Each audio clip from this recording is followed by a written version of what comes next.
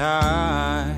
So, joining us on the show tonight on BBC Introducing our Band of the Month for June, James Taylor Watts. Hello, everybody. How are you? I'm good. How are you doing? I'm very, very good, thank you. Now, Band of the Month. You've been on Introducing lots of times. I've been doing the show for many months now, and you seem to be on most weeks. So the audience are very familiar with you.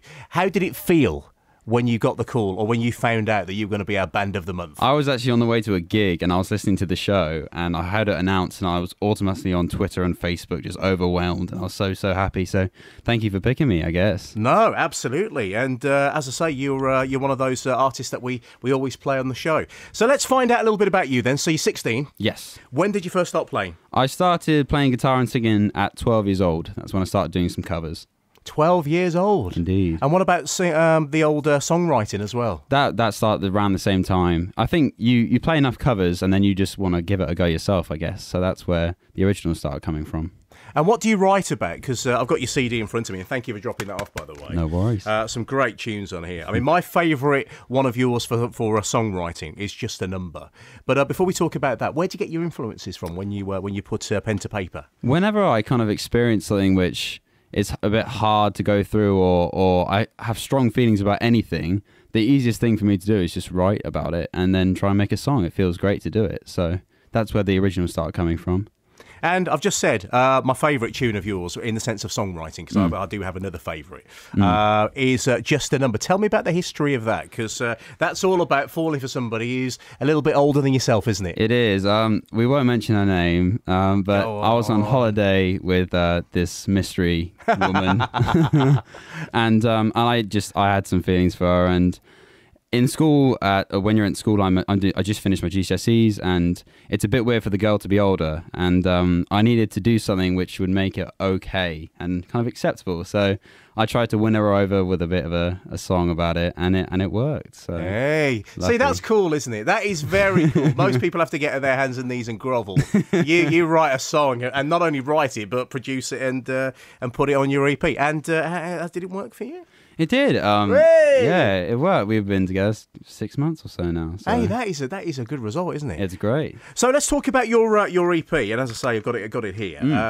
My favourite one of yours is Limit, because that's different from you from the regular stuff that you make. I remember when I first played it on Introducing, it was like, wow, that's a different direction. So talk about Limit and what's that about? Limit is a song about just going out, and it was kind of written when there's that girl on the dance floor that everyone likes the look of. There's always a girl with you, isn't there? No. Not always. But when there's that girl that, everyone's got their eyes on, I just wanted to write a song from their perspective, kind of, maybe they're a bit kind of not polite in a way, the way they think about this woman. But I get you. I like Limit because it's got a kick to it. It's got a different almost genre type to the other songs, and I wanted to have a bit of a rock out on stage live, so that's where Limit came from. Absolutely, I think it works a treat as well. And let's talk about your musical direction then.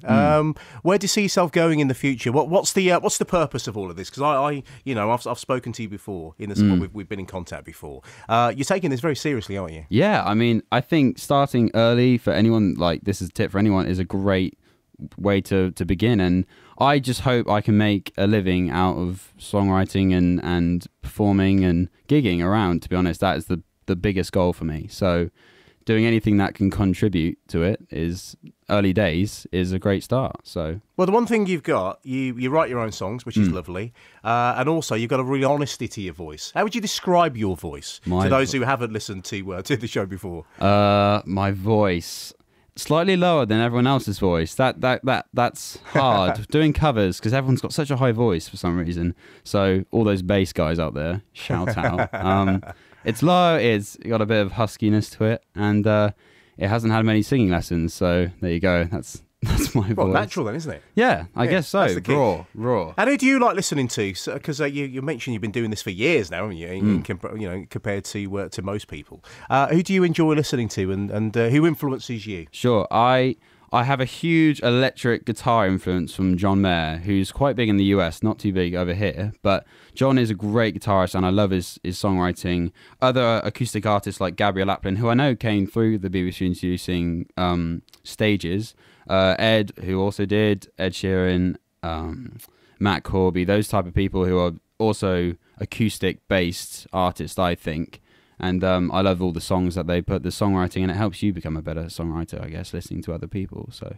Absolutely. And when can we see you as well? Because you're doing quite a few gigs, aren't you? I mean, for example, you've just come from a gig, and you had one last night as well. Yeah. Rock and roll, baby. Rock and roll. Yeah, absolutely. Tell me when we can catch you next. I am playing a gig, a big one in the Lamp in Leamington on the 20th of June. Brilliant. That's a big one. So please come to that and hear my stuff, guys. Now, we can't say goodbye to you, James, without you playing a tune for us, and you've got your guitar there, which is quite handy. So what are you going to be playing for us before we throw you out? I'm going to be playing a song called Another You, which isn't on my EP, but it's about a bit of holiday romance, if you like. So I'll leave you to think what you want from this song. But. Nice one. Over to you.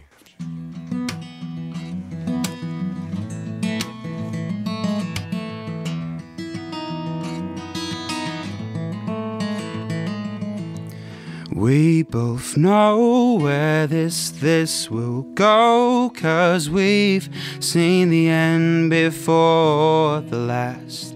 Been trying to hide what we feel inside, 'cause if we reveal too much, goodbye will be too tough. I'll wrap my arms around you, 'cause I know you want me to. And I want you to know that I never let us go.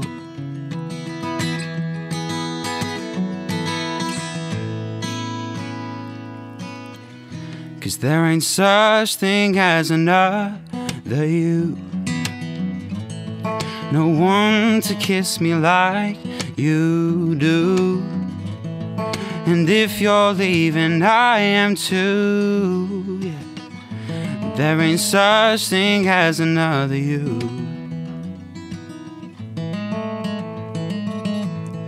It's been a week and these feelings have reached my heart, feeling the pain as we prepare to part.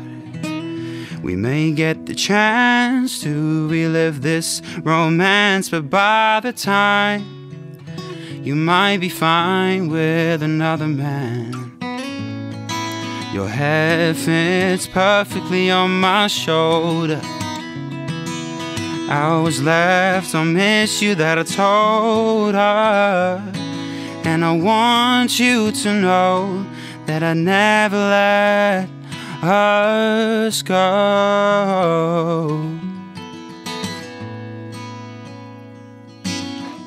'Cause there ain't such thing as another you. No one to kiss me like you do. And if you're leaving, I am too. There ain't such thing as another you.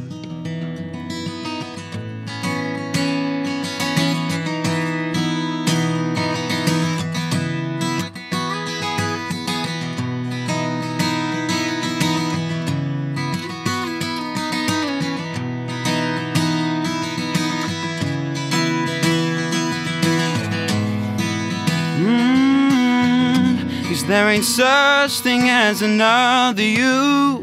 No, no one to kiss me like you do. And if you're leaving, I am too.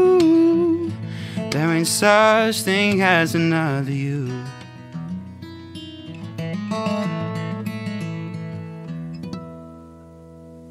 Wow, that is fantastic. Seriously, and I hope you take this in the right way. Can't believe you're just 16, dude. That is amazing. Thank you very much. Such maturity in your songwriting and in the voice, just brilliant.